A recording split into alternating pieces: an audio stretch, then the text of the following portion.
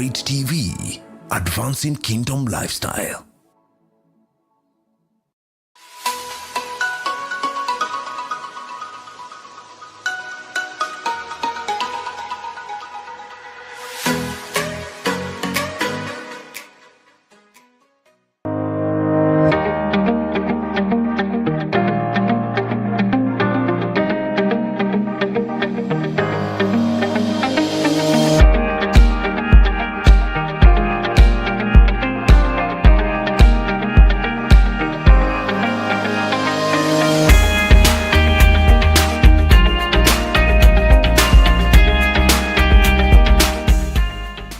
Good evening, good morning, or good afternoon. I will assume you're watching from somewhere at some time.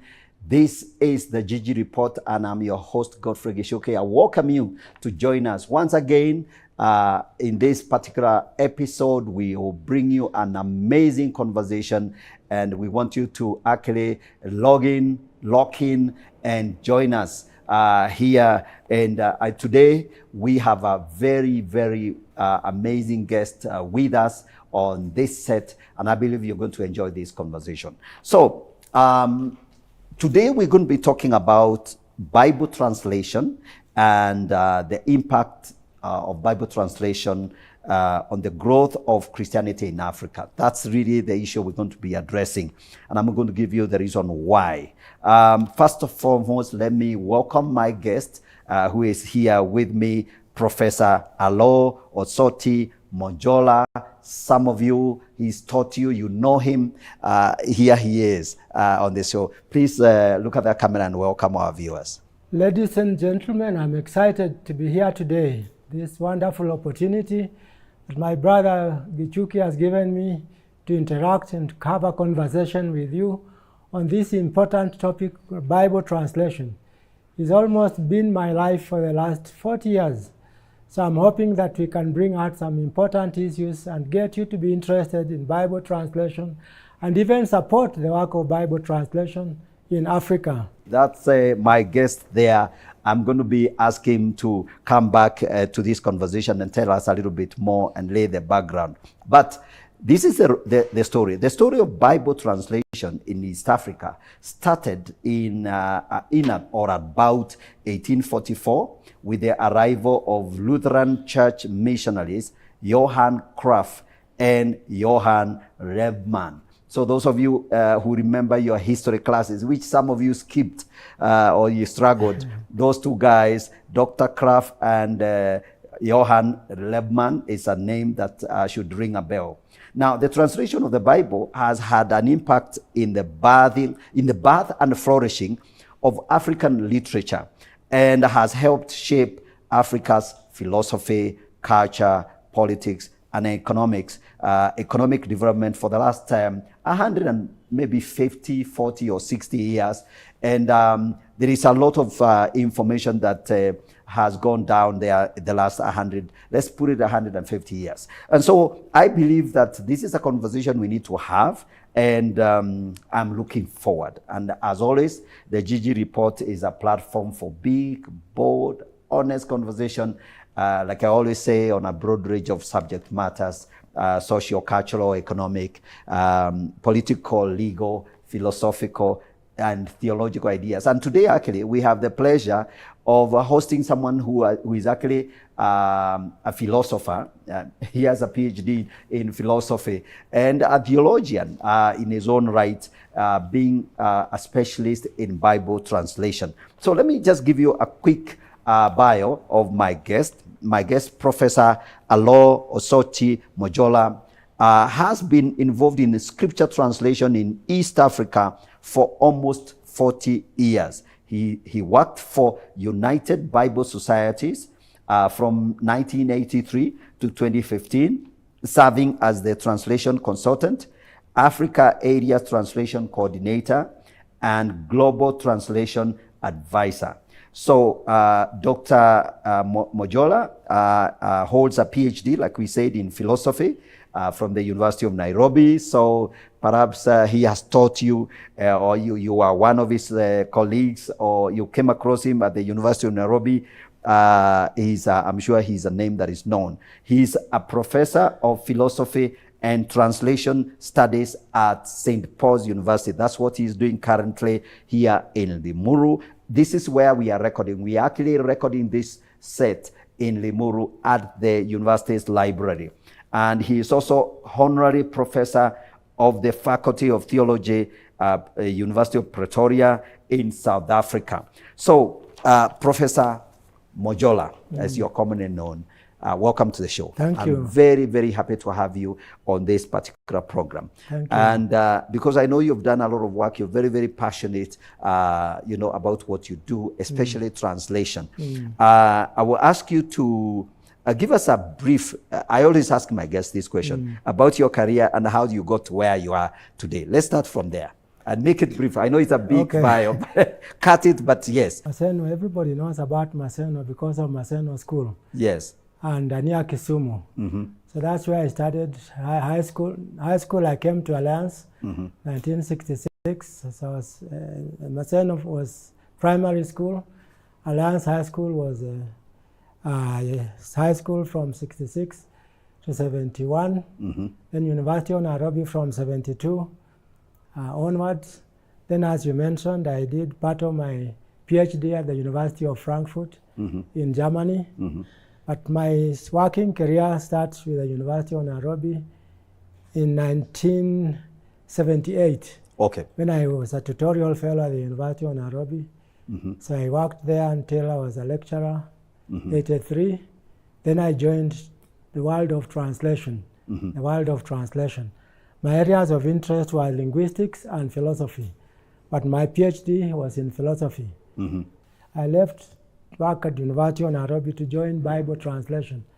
So Bible translation is where I've spent the last 40 years. Yeah. Why philosophy, why linguistics? How do they connect? And how did you combine that? Of course, linguistics is a study of languages. In linguistics, you try to understand what makes languages work, how languages are what they are. So you look at the sound system of languages, you look at the meaning systems, you look at how words are structured.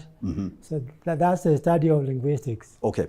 And then I also did some study of literature, because literature is now languages being written down. Yes, yes, in the form of stories, in the form of novels, in the form of poetry. So I studied under Ngugi wa Thiong'o at the University of Nairobi. Wow.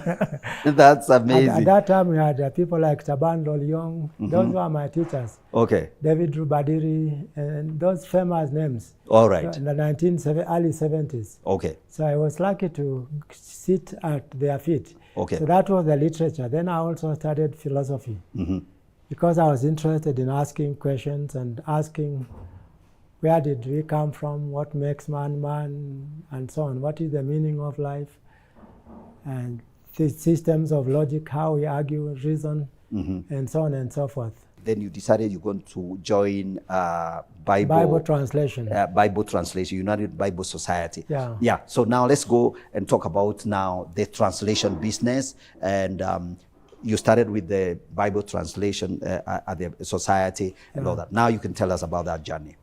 Okay. So I was teaching philosophy at the University of Nairobi. But you remember, I'd also studied linguistics. Yes. And then I meet these people of United Bible Societies, and because of my deep Christian faith. Okay. So they told me, we are looking for young African Christians who can join Bible Society and encourage and work with people to do Bibles in African languages. He said the work at that time was dominated by white people. By Americans and Europeans. They say we need Africans to come and get involved in this work. Okay. Because it has to do with Africa and African languages. And we need people like you. So they persuaded me to quit the work I was doing at the University of Nairobi. So I quit my job. You quit your job in the 70s? Yeah, at that time I was living at Mamlaka Road, the University of Nairobi. Yes, yes, So they yes. said, no, you have to leave what you are doing, like the disciples. Yes. Leave what you are doing and join us. Actually, the way Jesus called his disciples, that's the way they called So you. I met them, they called me, I left what I was doing. Yes. So I said, okay, here I am. Say, but they told me to translate the Bible. Is you have to do much more. You have to go and do more studies. Okay. Because the Bible was originally written in Hebrew and Greek. Okay. So you are not translating from English to these are you are translating from the original languages in which the Bible was originally written. So they said, we'll send you to study. So they sent me to America, a place called Union Theological Seminary, and also Princeton to study Greek and study Hebrew. And they also sent me to Israel to master more Hebrew. Okay. So I studied at the Union Theological Seminary in Richmond, Virginia, studied at Princeton University, where my daughter now is a professor. Okay. Then sent me to Israel to get to know the geography of the land. And kind of absorb the story in depth. The culture of the Bible. Yeah, the culture of the Language Bible. and culture of the Bible. Wonderful. They wanted me to get that background. Okay. If I can come back and work with Bible translation teams in Africa. Okay. So that's what I did. So when I came back, then I started working with this group called United Bible Societies. Okay. At first I worked in East Africa, the Bible Society of Kenya, the Bible Society of Tanzania, with the Bible Society of Uganda for a number of years, but under United Bible Societies. Okay. Okay. Okay. And then later on, under United Bible Societies, they were sending me to different parts of Africa. Okay. To Seychelles, Mauritius, Madagascar, Botswana, and Namibia, all over Africa. So basically working all over Africa. Which are some of the languages that you got involved in translating? Maybe a sample of local languages and maybe some of the ones in Africa. Okay, so to begin with, after the training, I worked not as a translator, but a trainer of translators. Okay. As Okay. a consultant. All right. So I started working with different translators in Kenya. So I worked with a number of Bibles in Kenya. For example, I was a consultant for almost every, the New Gikuyu Bible, the Kiembu Bible, the Kimeru Bible, the Kikamba Bible, the Taita Bible. Okay. All the Luya dialects, Lubukusu, Lusamia, Lumarama. I was a consultant, but also doing the same in Uganda. I worked with Luganda, I worked with Achacholi, I worked with Lulumasaba, I worked with Chigaru Nyankode, I worked in Rwanda and Burundi, I worked in Congo. Right. Tanzania, I traveled all over Tanzania working with different languages, Kihe, Kisukuma, the Chaga dialects. So as consultant traveling in all these places. I worked in Seychelles with Seselua, Mauritius with Mauritian Creole, and then started traveling to other African countries. Amazing. Amazing. This is very amazing. So I'm thinking, you know, because again, there's still so much we can cover. Yeah. As you work with these various languages, I'm sure, you know, it's like you really now became a master of, you understand how these languages are structured. Yes, the linguistics of it. Yes. So when you look at African languages and maybe even comparing with the Madagascan and all that, and then we keep talking about, say, Bantu languages, Nilotic languages. This is an area, I can tell you, Professor, some of the young people watching us, I really like inspiring them because some of them need to go and study masters and do PhDs. Exactly. So they need to wake up from sleep. That's right. And not just swallow ideas they find on the internet. Yeah. So you work with some of these languages and you began to see patterns and structures. Maybe you can give us an overview. How are African languages structured and patterned? Do they fall in distinct groups? First, you could start by saying Africa as a whole, all our languages, you have many languages, over 2,000, fall into 4 major language families. The most well-known is the Niger-Congo. Niger-Congo is where Bantu languages fall. Okay. The Bantu languages, the Niger-Congo is the biggest language family. Okay. Start from West Africa all the way to South Africa. That's the first major group. Okay. So it's along the coast of West Africa, Cameroon, the whole of Congo, Tanzania, Kenya, Uganda, all the way to South Africa. Over 98%, 97%, and the Niger Congo, or what mostly known is the Bantu language family. Okay, okay, So that's okay. Start with that one. Then the next one is the Nilotic language family. The Nilo, some people call them Nilo-Saharan. So that's a bigger family, also starting from West Africa, north of the Bantu family, the Nilo-Saharan, Okay. which comes down to most of Sudan, find it Nilo-Saharan, in Uganda, in Kenya, and of course a bit of it in Tanzania. Okay. The Maasai belong to that family, the Luos belong to that family. Okay. The Cushitic family, that's another big one. Okay. The Cushitic will include the Somalis and these people who have these guttural languages, the Somalis, the Borana, and so on. Find them in Ethiopia, of course, northern Kenya, and so on. Yes. And then the last one is called Afroasiatic. Okay. The Afroasiatic will include some languages in Ethiopia and northern Africa, Egypt, and so on. Okay. So if you start there, you have the Afroasiatic, Yes. and you have the Cushitic, Yes. the Nilo-Saharan, Yes. and the Bantu. So those are the four African language families. Yes. Yes. Yes. And we yes. have most of those in Kenya and Tanzania, East Africa. Okay. So that's the first thing. Yeah. Okay, wonderful. And that's a very, I think that is something I wanted us to just help people, they can wrestle with that later on. Yeah. So let's then come to the link between, so because we don't want to do the technical stuff. That's right. That's what you consult for. That's right. And I wanted people to actually realize there's a lot of effort that goes into translation, because you have to understand the structures. Exactly. And then you have to know that languages differ. There are That's subtle right, differences. And that way, once you know which group of language you are dealing with, Language families, yes. it is easier now for you to explore. Yeah. So let's now jump into this issue of the politics that comes out of this.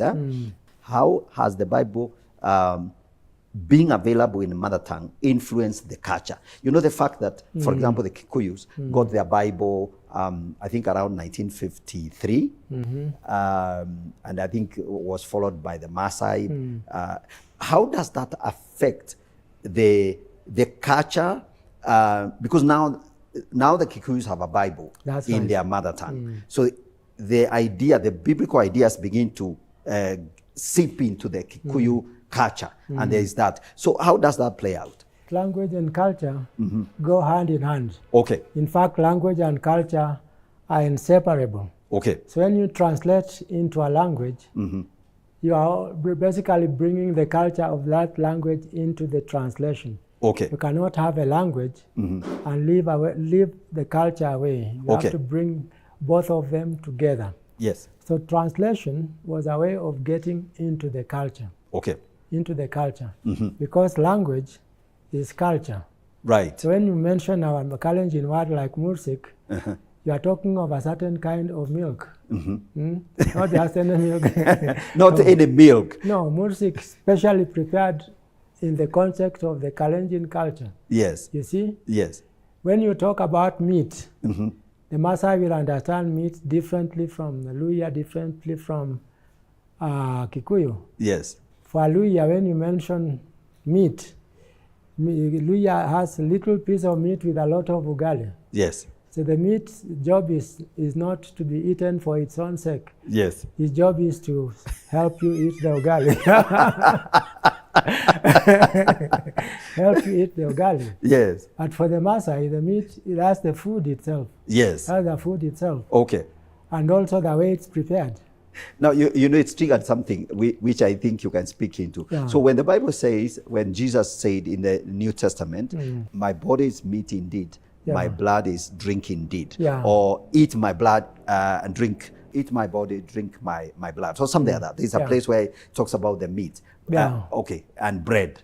So now there are those dynamics. How will you translate for the Maasai, Jesus saying, my body is meat, you know, that kind of thing. Yeah. And of course, now Jesus was talking what we call metaphors. Yes. Using a picture language. Okay. So in other words, when you are translating, you don't take words literally. Yes. These words represent ideas within the culture. Okay. And these ideas within the culture are what you try to capture in translation. So when he talks about blood, for example, Yeah. the idea of blood in the Bible represents the life of a person. Okay. The idea of blood is not just blood the way we understand blood. The blood represents, in the case of Jesus, what makes life life. Okay, okay. Life is in the blood. All right. Life is in the blood. Yeah. So it's also not just linguistic. It is theological. Yes, exactly. It's theological. Exactly. So you have to really understand what Jesus meant. You have to get into the theology Yes. of the Bible and what these concepts mean in the Hebrew culture. Okay. Because Jesus was actually a Jew. Yes. And behind what he was talking was the Hebrew culture. Right. So you cannot understand it fully on the basis of, say, Luo culture or Luya culture.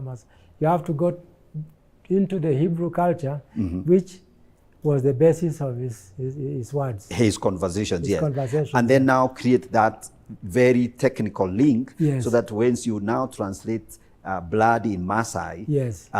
You don't now confuse the Maasais. No. Because their understanding is different. Yes. When you give them the word meat, Yeah. they know what to do with it. Exactly. And so if you are not careful the way you lay out that particular Yeah. concept, Yeah. it can be it can be confusing. So what you have said, and which is very profound, is that to translate, you have to get into the culture. There's no way you can avoid the culture.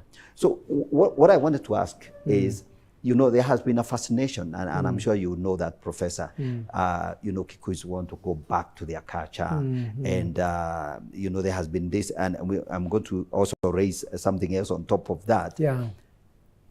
That the feeling that the Bible, the translation of the Bible meant that, say, for example, the Kikuyu culture was invaded and maybe diluted. Now the Bible comes now, begins to introduce things which were foreign to Kikuyus, and therefore now Kikuyus begin to become learned, you know, Godoma. The word Godoma meant, you know, now you've come from darkness to the light. It's things like that. That sort of interaction between biblical ideas and the culture, and what was your experience as you translated and what really do you think happens there? Yeah. Well, of course, in translation, since you are translating the Bible, the Hebrew, the Old Testament has behind it the Hebrew language and the Hebrew culture. Yes. The New Testament has a lot of Greek behind it, and the Greek culture. Right. What's called Hellenistic culture. So the Bible actually contains three major cultures: the Hellenistic culture and the Jewish Hebrew culture, Hebraic culture. Yes. Brings both this into play. Yes. So you cannot really translate the Bible without interacting and going deeply in one's understanding of the Jewish Hebrew culture and the Greek Hellenistic culture. So these both come together. That's why a translator of the Bible must learn the Hebrew language. Right. But language, as I say, does not come on its own. Yes. Behind the language is the culture. Behind the culture, there is a history. Because culture is not static. Culture is continually changing. So you have to study that culture and its historical context. Yes. And so a study of the translation of the Bible starts with the languages, but goes beyond the languages to what we call the underlying cultures. The underlying cultures in their historical context. Correct. That way you will be able to understand the Hebrew Bible. The Hebrew Bible is the Old Testament in Hebrew. Yes. And so the question is, so once the Bible is translated in Kikuyu, for example, what happens to the Kikuyu culture? Or the Luo culture, for that matter? Well, you can use any culture. Since you mentioned the Kikuyu, the Luo, yes. My mother speaks Luo, so I can relate to it. My father speaks Luya, so I use all the languages. Yes. That relates to. So translation involves translating this Hebrew Greek culture in the context of the receptor culture. So translation involves two cultures and two languages. So what is called the receptor culture is the culture you are translating the Bible into. Yes. And then the source culture, translating from. So you have the culture and the language. Source culture, source language. Target culture, target language. So you are bringing these cultures together. Okay. Now, of course, the culture, it basically means understanding that culture in the context of this culture. Interpreting that culture in the context of this culture, translating, moving those ideas from there to here.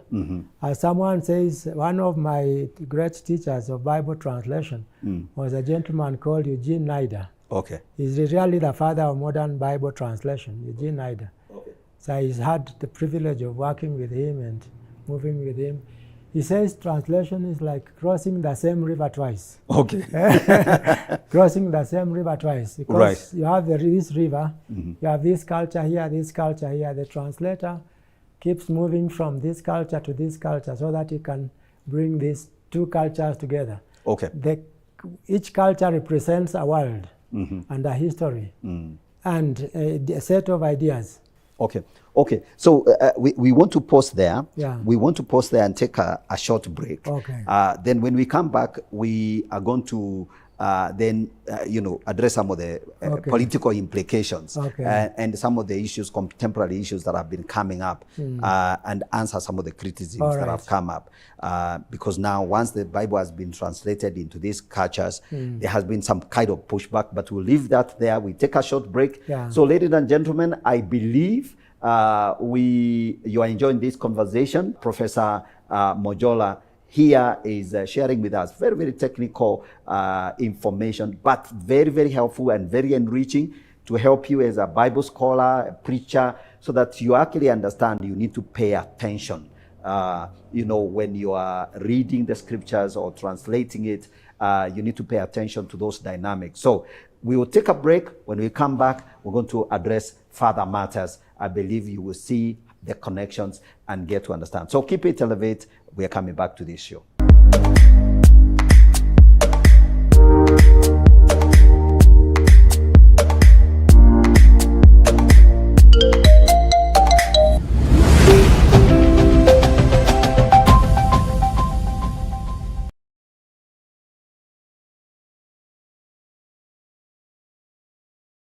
Explore a world of knowledge at Elevation Bookshop.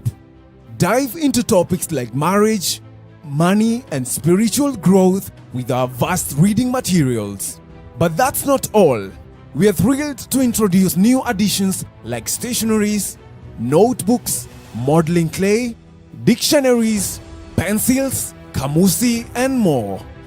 And calling all students, gear up for success with our back-to-school items, providing you with everything you need to excel in every subject. At Elevation Bookshop, we're here to assist you in finding the perfect resources for your journey. Do you have specific preferences or looking for something special? Visit us at Kenya Cinema Plaza, mezzanine floor, or contact us on 0748 902 225. Elevation Bookshop. Enrich your life.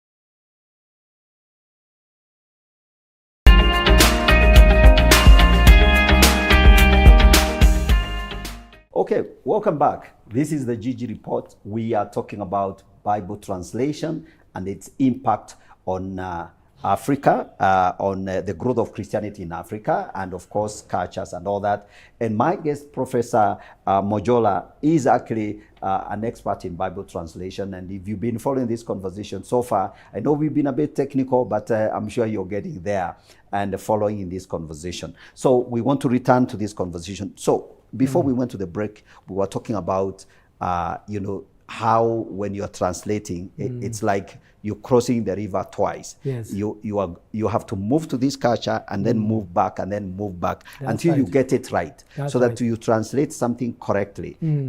What the New Testament says is the blood of Jesus, and what the Maasai must understand that actually was said. Exactly. And understand it fully. So I want us to move to something else. because we want to return to the culture, because it means that you're dealing with two cultures.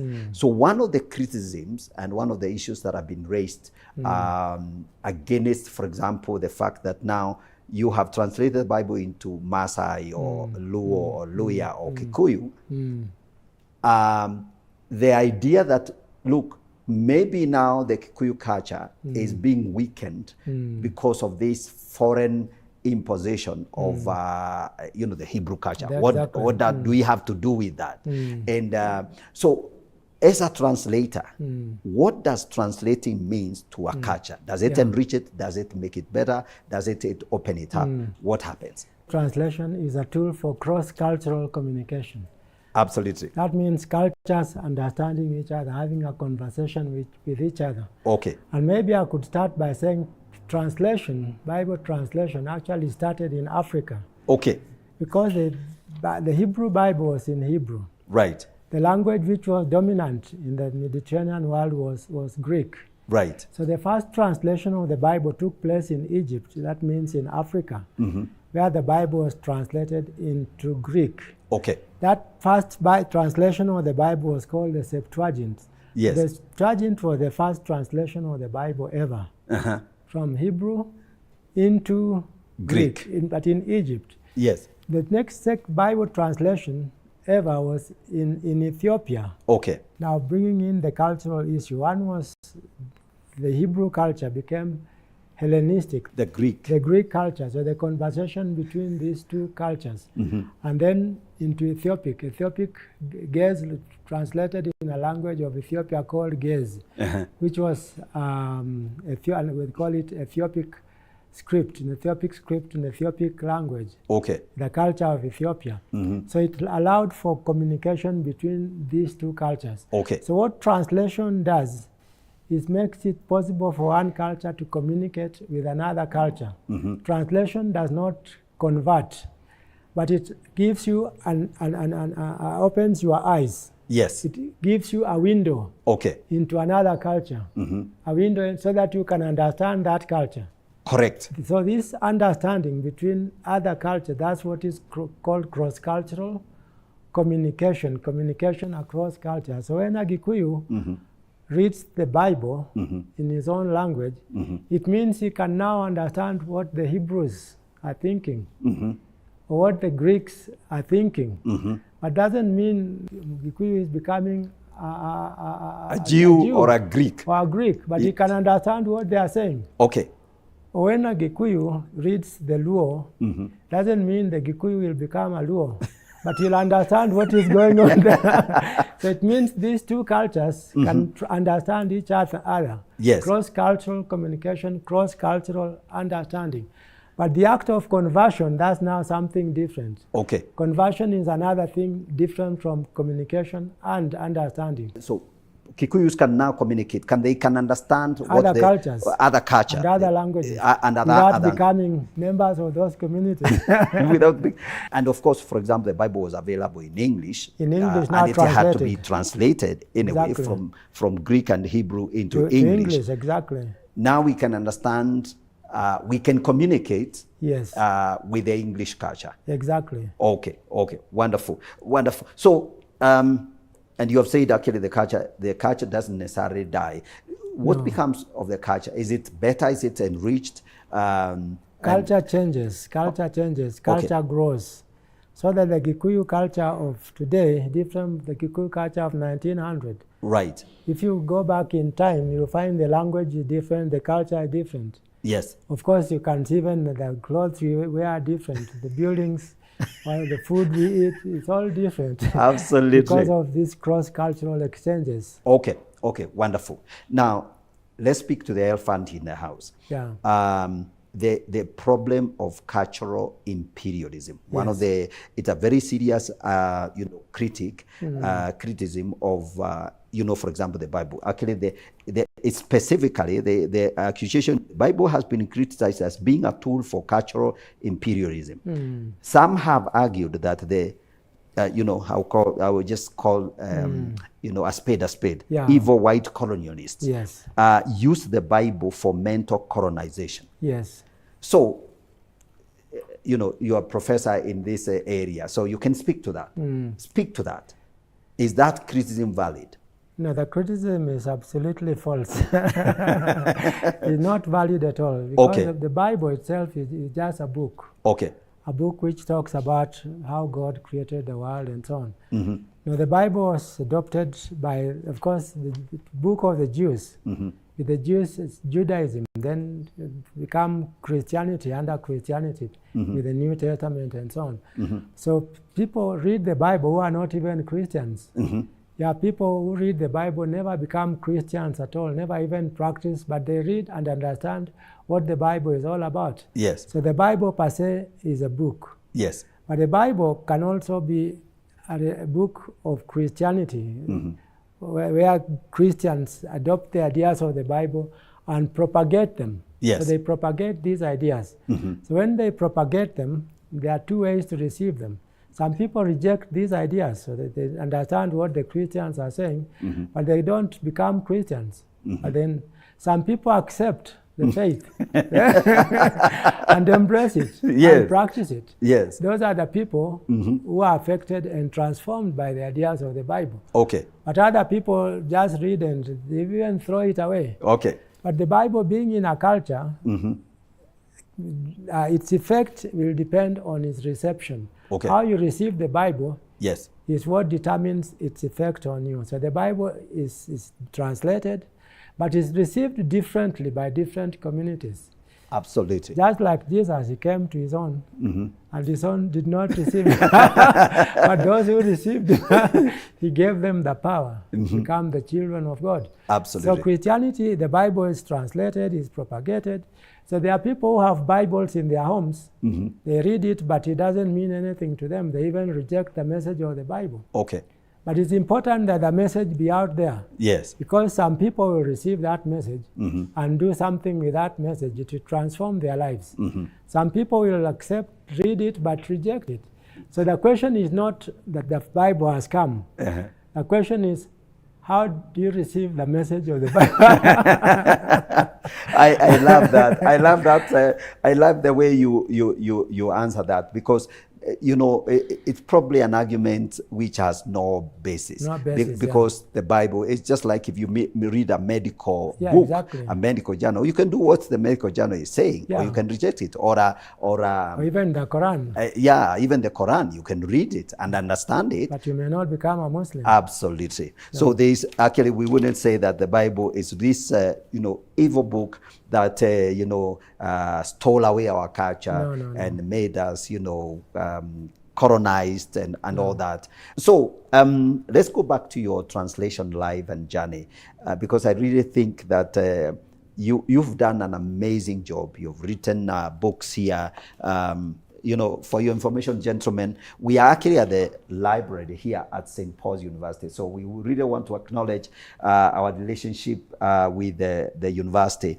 And Professor Mojola is actually a professor here. And he's written some very amazing books. Those of you who are intellectually curious, Utu, Ubuntu, and Community. Those are very, very solid books. God speaks in our own languages. The story of the Bible translation in East Africa from 1844 to 2018. This is a solid book. This is a very, very good book. I'll make sure I get that in my personal library. And then language, Bible translation, and culture, navigating troubling and tempestuous waters. Professor, tell me, you've had an amazing experience. So tell us about some of your most exciting achievements and, in translating the Bible and going through that whole journey. Yes. I started by saying my life started at the University of Nairobi. Yes. As a lecturer there. Yes. But my most exciting part of my life started with Bible translation. Because that introduced me to the world of languages and the world of cultures. Yes. Not just my own culture, but it took me into other cultures and other languages. Not just in Kenya, but in East Africa and the whole of Africa. And of course, traveling around the world, meeting with other Bible translators. Yes. So it helped me to think a bit more deeply about language and about culture. but also understanding Christianity. That Christianity did not come simply in terms of the Bible, but Christianity came in terms of the message, that the life that Jesus taught and how to live this out. The Bible is not just a book, but if you take the message of the Bible, how you live this, live this message in real life, and how this transforms cultures. So the message of the Bible transforms cultures and transforms lives. Yes. And that's why the earlier point you mentioned comes about. Yes. Because the Bible was brought by people who are practicing the message of the Bible. Exactly. But some misused this to do their own things, what we call European imperialism. Yes. But the Bible is not European imperialism. Yes. The Bible is the Word of God. Yes. You cannot confuse the Word of God with European culture. Yes. Or Christianization cannot be confused with Europeanization. Yes. Those are two different things. The Bible is about Jesus. I need to tell them they have heard that from a professor. So, and when a professor speaks, you better take his words very seriously. You might actually do a thesis, a master's thesis or a PhD thesis on those two statements. And so you will have to defend before him. And those are very important distinctions, because sometimes when people are dealing with some of these ideas, they actually fail to create distinction. So you create confusion by not distinguishing. There's a difference between European culture and Bible culture. And Bible culture, exactly. Exactly. And those two messages are very different. Exactly. Yes. And white people, Europeans, are not necessarily Christians. Yes. And some may claim to be Christians, but they may not live the Christian life. Absolutely. And they see the Bible is about love and loving your neighbor. Loving your neighbor is something which transcends cultures. It transcends cultures, yes. Exactly. And some of the people who brought the Bible did not love their neighbor. Some of them practiced exploitation. Exactly. Some of them oppressed Africans. Yes. Now, oppressing Africans has nothing to do with the Bible. Right. Exploitation has nothing to do with the Bible. Racism has nothing to do with the Bible. You're hearing it from the authority. Yes, it's true. It's true. So we cannot excuse or even confuse and raise an accusation against, say, like the fact that, for example, Dr. Kraft, Johann Kraft, and his friend Johann Lebman. These two amazing. By the way, give us a little bit of that history. It's so exciting about the first one. Which language was the first to be translated in East Africa? Well, this Kraft and Lebman, to begin with, yes, they came as agents of the Church Missionary Society, which was British or Anglican. Yes. But they were sent by Germans. It's interesting. They were Germans under the service of the British. Yeah, that's interesting. And they were the first Europeans to come to Kenya. Yes. You could say East Africa. Okay. And of course, Kraft and Lebman, they started by learning the languages of the coast, Kiduruma and so on, and then Swahili. Yes. But they focused their attention on Swahili. Yes. One of the first things they did was to reduce Swahili into writing. So they were really the first people to reduce Swahili into the Roman script. Okay. Swahili had already been reduced to some Arabic script because the ancient, most of the ancient Swahili texts are in Arabic script, but the ones that have affected modern East Africa are the Roman script. Okay. Because that's how our learning came via the Western world rather than the Arabic world. Yes. The Arabic world was stuck into Islam. Okay. Which didn't spread very widely into the interior. Okay. Yeah. And by the way, I like throwing in something there and saying, while the Arab culture came to the East Africa, I think their insistence on everything having to be, even for example, Islam itself, and we can say this is a fact of history. True. Islam insisted on not translating the Quran. No. And the Quran has to be understood in Arabic. In Arabic, you have to literally recite it in Arabic. You are quite right. Yeah. So it's so strict. But then the biblical ideas, when they came, Yeah. the missionaries decided, no, look, we are going to translate the Bible into the local languages. Yes. We are also going to give structure to the local languages. Exactly. So at the end of the day, it's just led to the flourishing of the African cultures and literacy. Talk about literature. Goge Wadiongo was your My teacher. your my teacher. at the University of Nairobi. Speak to the whole idea of the idea that Bible gave some of these local languages structure, Exactly. that it enabled the flourishing of the literacy or literature in those languages. Perhaps I could start by mentioning this book of mine. God speaks in our own languages. Yes, yes, yes. In Christianity, God, with something called incarnation, Yes, God comes to you the way you are and speaks in your language, yes, in a form you understand. yes, So in Christianity, God speaks in every language. yes, God becomes part of your culture, Right. adopts your culture. yes, So the incarnation is about God speaking in all our languages. God Yes. speaks every language. okay, So that's why what made possible translation of the Bible in every language, because God speaks to us in our own languages, in our own cultures, exactly. in the forms we know. Whereas in Islam, you mentioned God speaks to us only in the Quran. Yes, In the Quran. yeah, So you don't translate the Quran. If you translate, it's no longer the Quran. okay, The Quran remains Quran only in Arabic. okay, But the Bible can be translated in every language exactly. and understood that way. So that's the beginning of translation. So the Bible celebrates every language.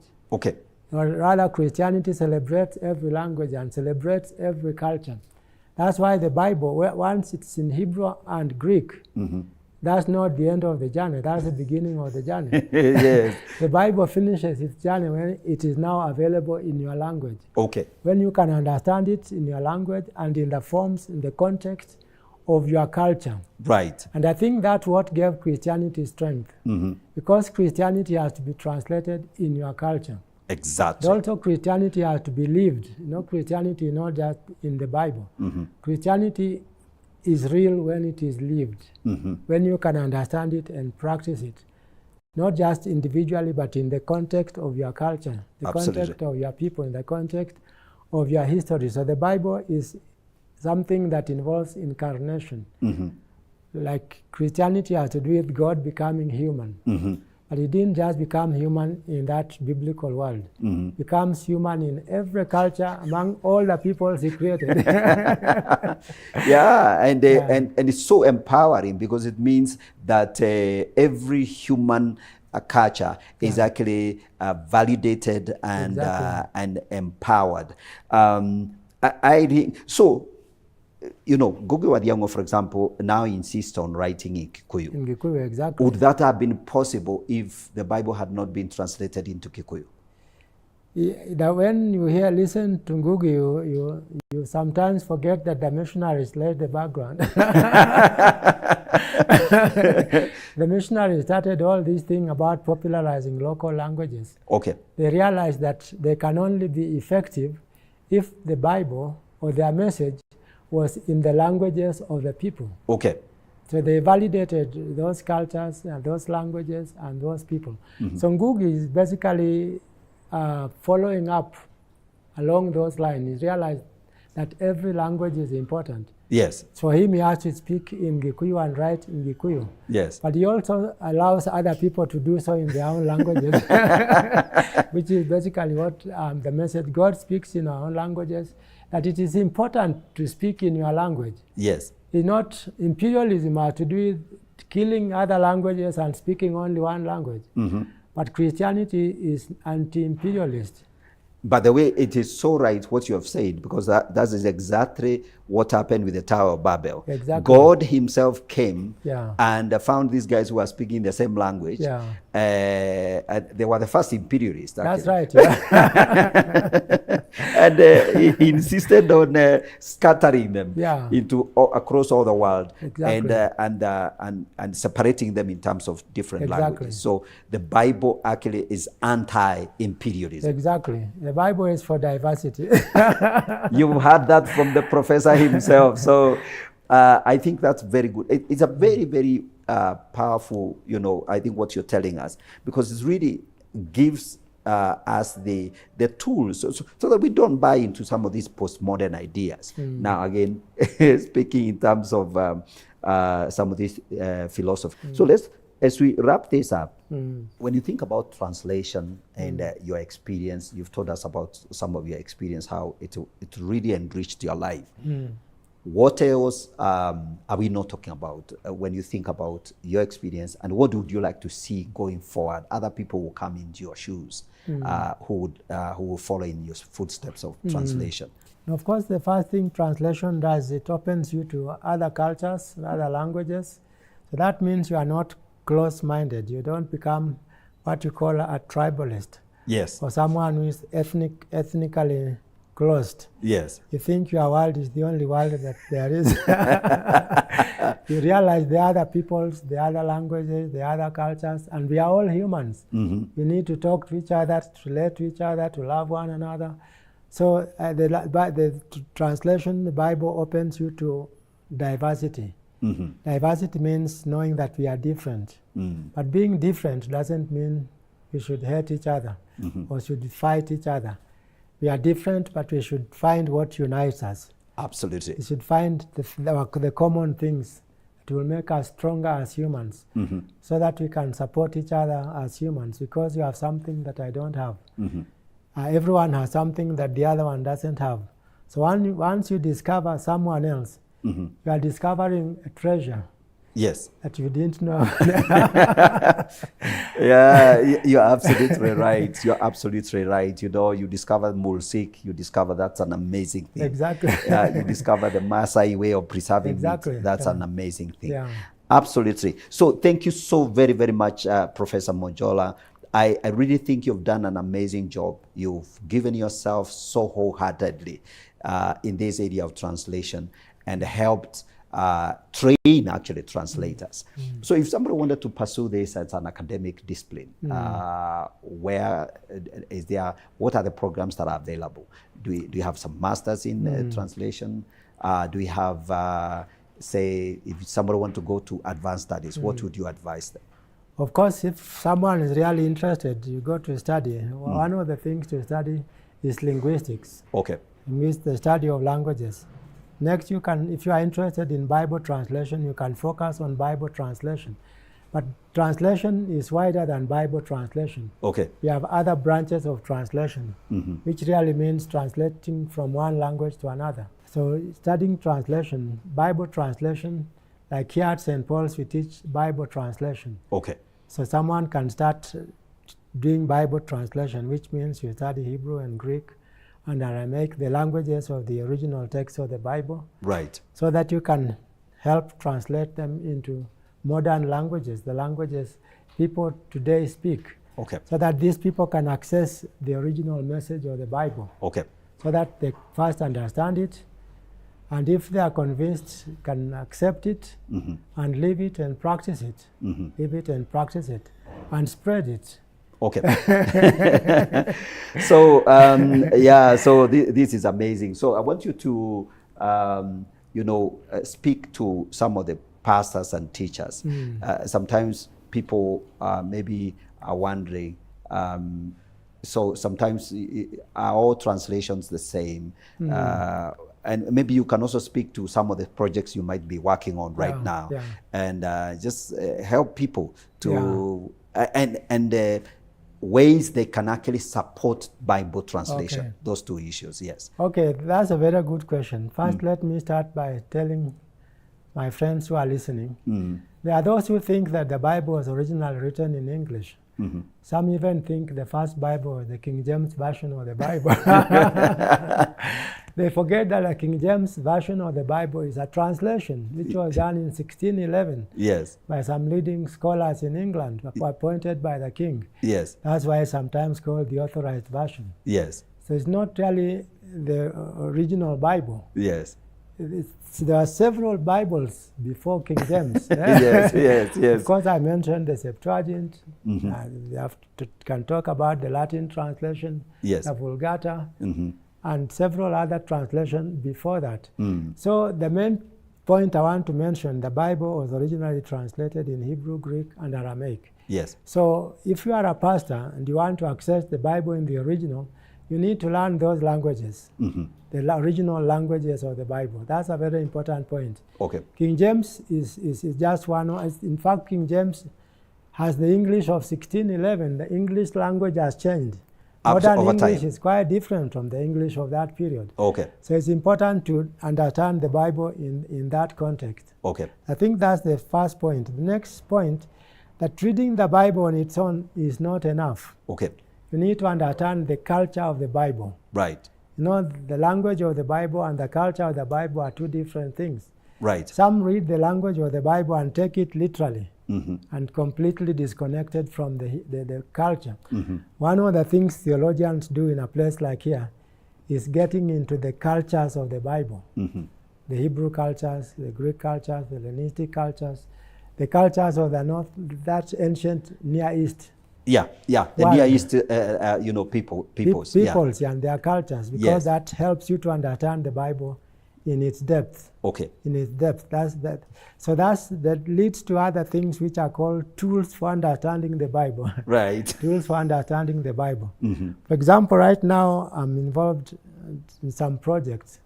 One of them, we are doing project sponsored by the Bible Society of Tanzania. Yes. We are doing the Hebrew, Greek, Swahili Bible. We are translating, creating a dictionary of Hebrew Swahili, a dictionary of Greek Swahili, so that people who read Swahili don't have to get Hebrew via English, because that's going through another culture.